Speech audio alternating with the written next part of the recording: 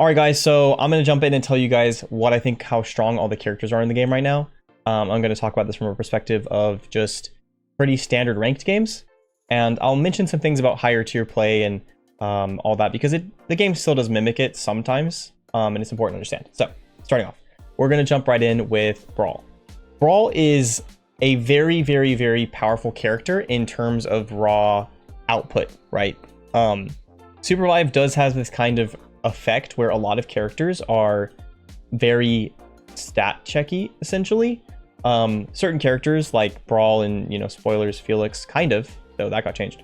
But Brall, Jen, what else? Kind of like Shiv also have this issue where they are, since they lack the range that other characters have, while the other characters still have very similar mobility and stuns, they tend to be given just a lot of just raw stat checky capability, like his ultimate. Brawl's ultimate is really powerful.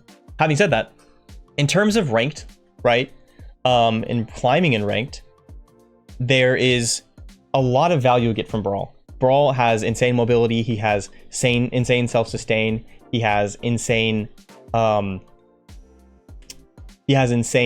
damage, kind of. Not insane. Well, there's the damage is insane. It's good enough, right? Mobility, damage, self-sustain, right? And that's like all you can want from a character individually, right? The only part that makes him not the best is that it's a battle royale, and so you can't take fights against people without committing, right? That's his issue. But the thing about that is you don't need to do that as much in the pubs, right? Or in regular games. So most people's gaming experience.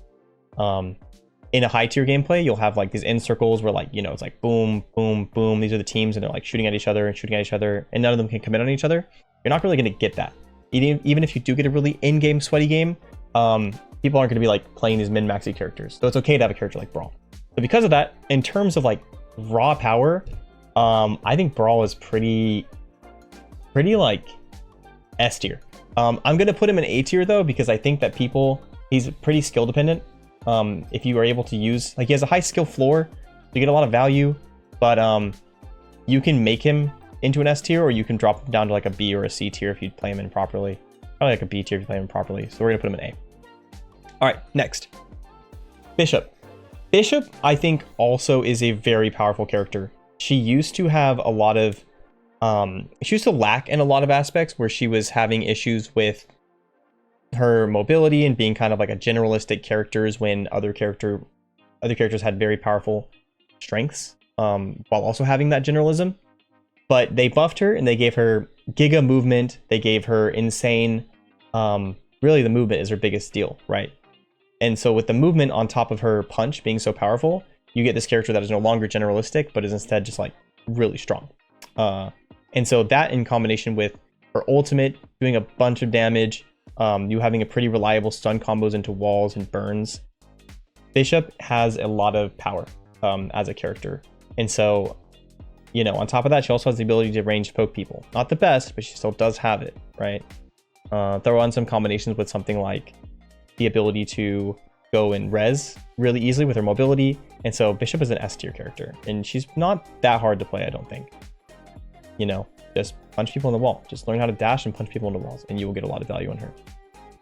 Or just ult into them and then punch them, right? It's not that hard. All right, so S tier. Moving on. Jen, I think, is also really strong. I think, especially the lower tier it is, the more powerful he's gonna get. Like, I think there's a certain level in which people need to have a certain amount of baseline capability to play him effectively, but as soon as they get towards that level of capability, he becomes very hard to stop. So you're going to see him like be kind of not that good in the bottom tiers. You're going to see him get really good in the mid tiers, and you're going to see him be like solid in high tiers. That's because he still does have a lot of like raw power, right? And so that's why, for this tier, this tier list, we're going for like a general perspective for what most of my viewers are experiencing in their games. And so I'm still going to put him in a pretty high tier. I think he's also an A tier. He does suffer from the range issue. In the better characters, players will start like being able to counter him. So it's one of those things where it's like A tier in general, S tier if you're able to play him really well, and you'll get dropped down lower. So he's very, very similar to Brall, right? Myth is really good, I think. I don't know. She doesn't have like the highest baseline win rates and stuff like that, but I think she's just very, very powerful. She in particular is a character that maybe I'm a little bit biased towards because of how impactful her ability is in terms of a high tier gameplay perspective, because she has this ability to sit there and just range spam and range spam and range spam. With Amplifier, you can make it so her ranged E's, her arrows, sorry, it's Q, her arrow storm, like rain of arrow garbage, is going to be on a permanent uptime, right? But that is a very, very, very powerful capability. You toss it behind an enemy, they're zoned, they have to either walk through to get antied, if they're split at all with it, or they have to like, basically if they leave, they get antied, if they go forward, they get antied, and they take damage and they get slowed, right? And so you can use it to like secure severe advantages in fights by tossing it and forcing enemies into awkward locations. Because of that, you can also zone enemies because it's like one of the longest range abilities in the game, and it goes through walls. That, she has solid damage output, a powerful ultimate that does explosive damage, so it's good against Oath's shield, and Oath's really good right now. And then you have her... what are we thinking right now? You have her mobility is really good. She has team utility with the ability to take people through walls. And she's just really, really powerful because of that. Like I said, she can zone enemies really hard, permanently force them away. She can toss her arrows in front of her, like at her feet. But if enemies want to push into her, they have to choose to like get slowed and damaged and antied, while she outranges them. So she either outranges them or she forces them to have a really bad exchange if they push into her, right? Especially if she has permanent uptime amplifier, which won't always happen, but you know, whatever. You can kite back for a few seconds and wait for your stuff to get back. So she's an S tier. I think she's a really good character. All right, Joule. Joule, I think, is also really strong. Wow, we're just, you know, chunking in the strong characters here. Joule is a very, very powerful character numerically and capability wise. Getting mana, HP, I guess HP, right? Yeah. You have mana, whatever. Mana, maybe I'm tripping. Mana, big explosion of dam when you're in resets on your dash, when you're dashing through an enemy that you stacked. Getting the ability to be able to full stack a whole team up with her ultimate. Having a ranged knockback, having a pull in or a knockback that can pull in wisps also. All that stuff together is really, really strong. And she just has the ability that if the fight gets a little bit hairy, that a Joule's just going to terrorize, right? The time to, like, the raw, like, damage output of primary fires in this game is not that high. And so she doesn't get just, like, chunked for, like in these late game fights, right? Damage in this game comes from abilities. So, like, punch from Bishop, slam from Brall, like, you know, Jin's combo. It doesn't really come from just, like, primary fires usually. Like, you know, a Zeph doesn't win a fight by just primary firing. So as soon as these cooldowns are out, the fights turn hairy and Joule just terrorizes. Now people are going to say, yeah, but, you know, Joule's really bad into Oath, and Oath is really strong right now. Kind of. She isn't the best into Oath unless you do it properly. The way that you can play against an Oath is not try and target anyone else on his team, but target him. Because he's very predictable when he has his shield up, and he has very committed positionings, you can use it to pull him in with your pull, right? You slap it onto him. You pull him in. If you pull him off into the abyss, since he can't shield himself, when he's like, his shield won't block things that are above him and below him. Like, you can literally get stacked if you jump. Like, you can get damage underneath your shield if you jump while it's up. That together is making it so Joule can like absolutely terrorize even an Oath if done properly, right? And then since the Oath is the one that's stacked up, then you ult him, and he's easier to hit if you land like directly on top of the Oath, or if his shield's broken, which you can really do if you're playing with like a Hudson or something. Like, you pull him in, Hudson burns his shield, he dashes away, you walk in, ult him, right? There's a lot of value you can get in terms of that sort of stuff. So I think Joule is S tier also. All right, Ghost. Ghost I think is really good too, if I'm being 100%. Like, I guess I've kind of just like stuck all the good characters at the beginning. We'll start seeing some that aren't quite as good. But I think a lot of characters are pretty powerful right now. Yeah, I think it's reasonable to say these characters are just very, like, everything's fine where it is right now. For Ghost is a little bit more funky than I would say like Myth is, because his damage comes from sometimes indirect sources. He doesn't have as much mobility as a character like Myth, right? He is really powerful. He has huge range AoE stuns that get resets. He has huge AoE or huge like cleaving damage that he can blow through people. His ult's strong. There's a lot that this character can do. It's just that I think he requires a little bit more attention to positioning and stuff like that you don't necessarily have the ability to do at all levels, or like people aren't used to yet. So I would, instead of putting him up at S tier, I'm going to put him more like maybe B tier or A tier. I still think he's really strong. We're going to put him at low A tier. Like I said, he's really good. It's just it requires a lot of gameplay. So like if you're not that good at him, you're getting dropped down to like C, like basically immediately, it feels like. Which is why I think a lot of people don't play the character that much. All right, Shiv. Shiv is very similar to Bishop or to Brall and Jhin, where she has basically a huge stat stick. She is a stat stick, effectively. You jump on top of enemies and you apply this AoE damage circle, and you out damage everything in the game for that time frame, and then you have to, like, the enemy has to do some counterplay to stop you, right? So you need to have like somebody hit their stun on you, which you should be able to dodge because you have 2 dashes on your character. You have to like let them outplay you effectively on Shiv. And so Shiv is always favored in those situations. And there's a lot of powers you can get that make her even stronger, like grappling hook, blink dagger, or blink stone, or whatever it's called now, that make her really, really, really strong. And she has just very, very excellent capability. Like I said, she's very similar to Brall and Jhin also, where she just kind of wins in 1v1s, you know? Almost certainly, because her ultimates just pop this and burn people. And so, you know, it's just a very powerful thing that she has, right? Like I said, she's just very much like Brall and Jhin. She lacks the same issues of having range, which is really bad in like high tier play, super high tier play, and like pro scene stuff. Like there's a pro scene, but like competitive scrims and stuff like that. But she's still really, really powerful. Shrike. Shrike's really just not that good, guys. And I'm not going to put her in a high tier just because she's good at low ranks or for fresh players.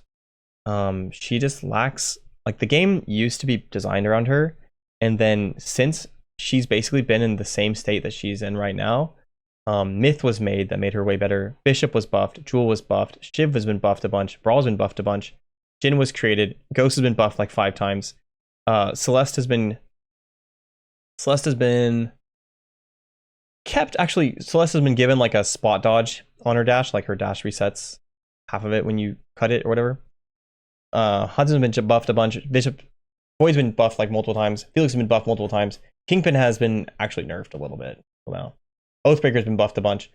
Bunny's been buffed a bunch, and Zeph has been buffed a bunch too. So she's just like, she used to be really good, and now she's just not. It's that simple. I'm not going to put her in D tier because I still think she has some raw power, right?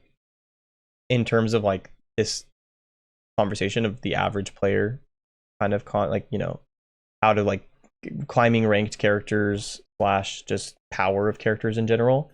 And so I'm going to put her in C tier, right? All right, moving on to Celeste. I don't think Celeste is that crazy either right now. I think if Celeste wasn't in, I think if Oath wasn't in the game, Celeste would be significantly stronger, and she might be meta. But Celeste also has this problem where she has had the game balanced away from her in a lot of ways too. And there's a character that does her role like way better, which is Oath. Her most powerful thing, to be honest, is like her wall, but then Oath basically just has a wall nonstop on his shield. And then she has her ultimate, but her ultimate is very avoidable nowadays, especially with Oath in the meta. And so you're having a lot of stuff like this, like Myth has 2 dashes to get away with it, to get away from her ultimate. Bishop has 3. Joule has her ultimate and her dashes. Shiv has her has 2 dashes when she ults, or teleport, and then a regular dash with resets. Brall's like 2 billion. Jin is 2 billion. Ghost has his 1, right? But like the thing is, even a character like Hudson that's supposed to be super stationary has 2 dashes, right? It's just like she has had the game changed away from her too in a lot of ways. And maybe we'll need to see some buffs to her, or some nerfs in general, to get some changes going with this one, right? And so we're gonna pop her up at like B tier. She's not horrible. She's not horrible. She's playable. Just don't expect her to take the role of Oath. She can support Oath in some ways. Like maybe you have 2 forms of AoE, like CC and space control, that she follows up on and assists with and takes advantage out of, but she's not the one that should be there first, right? Hudson. Hudson is dummy powerful. I think I was a little bit edgy in my last tier list because I didn't, or like 2 tier lists ago, 3 tier lists ago, because I didn't know what the changes were. That why I didn't feel them yet. I think Hudson is just really strong, to be honest. He is like, somehow they've, well, I guess this isn't shocking. They've made a character that's a pub stomper, but a pub stomper that's just like, not only is a stat check, but has like a lot of utility. And questionably, he might be meta for high tier play too. But he just looks down main and puts damage out. And with the way the damage slows in this game, with the way that how high his range is, he just kind of fries people, and it's really hard to play into. He has really favorable matchups against like most characters in the game. He like doesn't have a favorable matchup against Myth, but Myth isn't really able to deal a buttload of damage to him. It's like they're kind of roughly even. He doesn't have the best matchup against Bishop, but will still survive like a burst of damage usually. He has a, I guess he has an unfavorable, like he has like an even matchup with Joule. He's weak into Shiv, I think. But just because she can anti him and like just dash around him and make it really hard for him to hit. And she does a lot of damage. But characters like Brall, Jin, I don't think are too good against him. Ghost is neutral. Celeste is really bad into him. Shrike is not good into him. And the thing is, like, this is just not like his primary fire, right? His ability to throw down his barbed wires can stop like everything, right? Bishop's kit can have a severe lack if you throw the barbed wire in front of where she wants to engage from, and then she's gonna ult to get her ult canceled, like that kind of thing. There's just so much manipulation you can use with that, and it's really, really, really, really strong. And he has 2 dashes. Like, what? That needs to be taken away. He needs 1. But, you know, on top of that, he definitely beats Void. Beats Firefox, Felix, if you do it properly. I think Kingpin's kind of good into him, but with Oath being really strong, Kingpin has a hard time dealing with both of them at the same time. Like, he needs to get through the Oath to get to the gunner, the Hudson. He shits on Elluna because he can steal her wisps, and then Zeph is not good into him either. There's just, like, he has just like, when things get hairy in a fight and when people are hesitating or when they're low cooldowns or something like that, there's just his ever-present damage just sitting there pumping out, you know, and it's just going and doing its thing. And so because of that, he's just really, really strong right now. Yeah, he might be like the strongest general character in the game right now. Low-key. Void. Void is interesting because he's such an extreme character. If he pops you with a stun, you're dead. If he doesn't pop you with a stun, he's probably dead. And so because of that, like, that kind of reality like leans into the favor of other players, especially at lower tiers of the game, or like not super high tiers of the game. And so he struggles, right?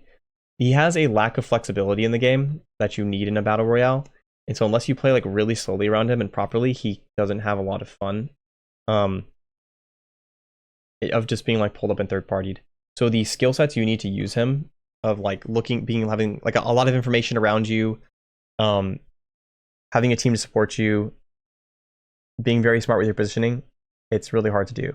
But is he as bad as Shrike? I would say no. Maybe, yeah, because he's still on top of that, just has this huge AoE ultimate, and like his stun is on a low cooldown and can fry. So it's not like he's horrible, right? All right, Felix. Felix, I was a Felix hater because Felix has the same issue that, you know, all the melee characters do. Shiv, Brall, Jhin. He's the same. However, they gave him this ability to put on amplifier, and you can start in like max your ranged RMB, and it's on such a the RMB, and it's on such a far cooldown or far range distance, the little Embry bolt, that you can sit there and you can use it as a poke tool, and you literally sit there and you poke, and you do like 400 damage every time you hit, and you put fire on them, you ignite them, you get a cooldown reduction at 0 stacks of amplifier down to like 3 seconds when you hit somebody, and then at full amplifier stacks, you're at 0.7 seconds. And so there's a lot of value you can get to that, right? And this is just for like the high tier play. Like this is what I like about it for high tier. But for pub stomping and just playing the game in general for the average player, he just has a very reliable source of AoE damage. He'll jump on top of you, he'll pop his ultimate, he will ult through you, suck you into it, and you are the one that has to play really well to stop him, right? Notably, he isn't that good into Oath, because Oath can stop. Well, it's awkward. If the Oath gets surprised, the Oath's fucked. If the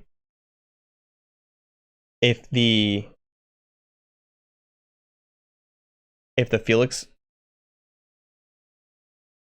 does well, you know, and surprise the Oath, then the Oath's screwed.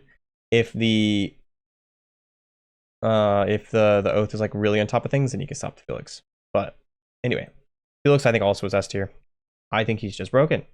TBH. Big ult, go in, boom.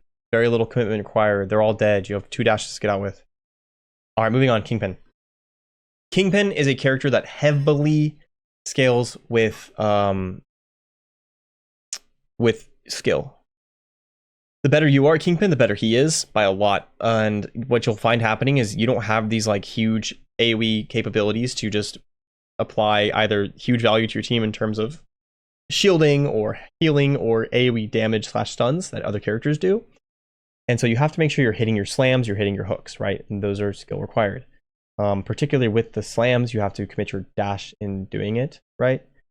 And so if you miss these things, you're useless without your hook, right? Or you engage with your slam and you miss it and you're dead, right? So it's a very high requirement. So in terms of, and like I played like 400 hours, probably more than that now, like 450, 500-ish hours on Kingpin. And cause like I had the most playtime of Kingpin on anyone for a long time, because I one-tricked him for like a year and a half. And so Kingpin gets really, really strong with really high tier powers usage, like really smart usages of bungee, grappling hook, and blink dagger, blinkstone. But that's not like, that's asking a lot for someone who's relatively new to the game or isn't like a super skilled gamer, right? So for him, I'd also put him in B tier, I think. Probably by here. He's not insane though. All right, Oath. Oath does a lot.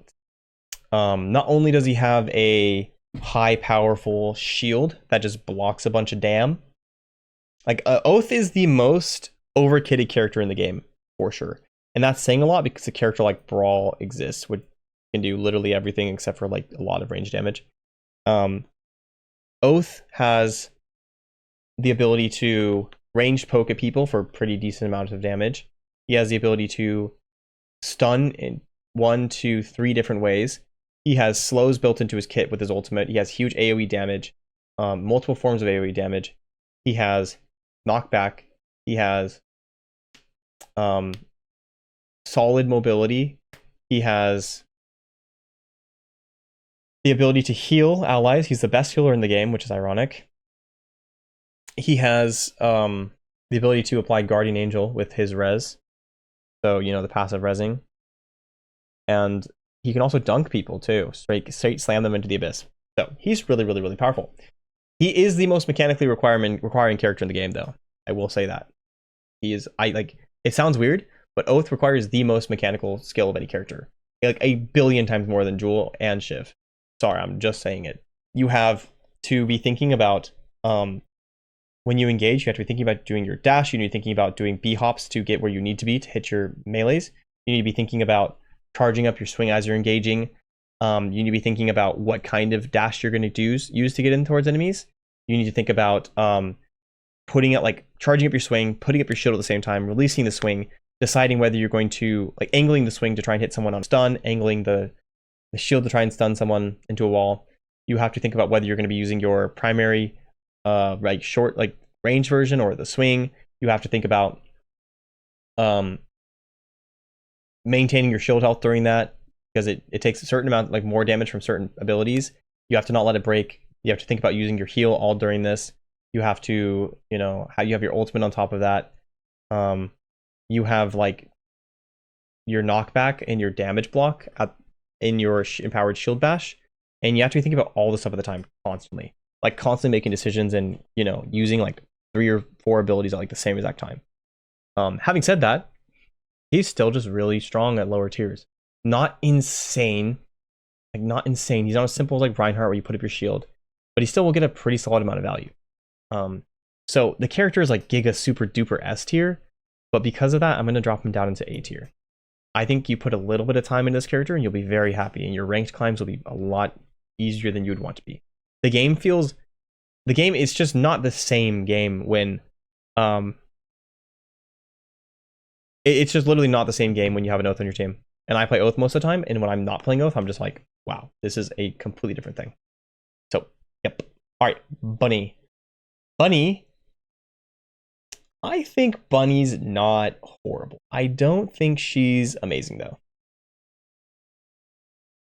She is the lowest healing support in the game, but she does have a pretty powerful ultimate, right? They've buffed the ultimate, so it's pretty hard to secure the knock on it. And she synergizes really well with a lot of characters. So this is why my duos thing, I talked about playing her with like a Brall or a Jhin, and you just pop your ultimate as they engage. And so, you know, there's a lot of like raw value that you can put into this, right? And she can get. Her damage is okay, and her root is strong, not insane. But she also lacks some of these raw, like, you know, it's kind of like, okay, do I want to use my Bunny's ranged shot that I have to shoot out that can be blocked, and then it has a delayed explosion on people? Or do I want to put do I want to put you know, this guy that can just toss a nade right on top of people and just boom, right? Which one are we picking, right? You know what I mean? And she just doesn't have like the same amount of support and having the sort of knockback like raw capability. So there's just a yeah. Anyway, I don't think I need to waffle anymore about this one. All right, she's getting somewhere like B tier. I kind of already spoiled a little bit of it, but this Zeph character. Oh, oops, I messed it up. This Zeph character here is really strong. He has the ability to win team fights by himself. He has reliable team health applications. He has, like I said, team fight winning capability with his nade. He has good healing, like with the ultimate, knockback, ranged big damage that can go through, and he has one of the best movement utilities in the whole game for chasing down enemies and stuff like that. And you know what, his damage is also pretty darn reliable. He's just really like reliable, and I don't think he's super hard to play either. I think he's one of the easier, like, I think he's just pretty fine to play. I think people don't maybe put a little bit of time into him to get used to him and stuff like that. So I'm gonna put him in like lower A tier. He's really strong, but I think he takes a little bit more for people to handle, but nothing too insane. So yeah, there you go, guys. There is the tier list. So the reason I put, if you kind of missed it, but the reason I put Oath in A tier, even though I think he's like for high tier play, I think he's super duper S tier. is that he just requires a bit more brain power to play and like constant practice. Like I put a bunch of time into him and it's like I still miss it a lot. It's pretty fucking so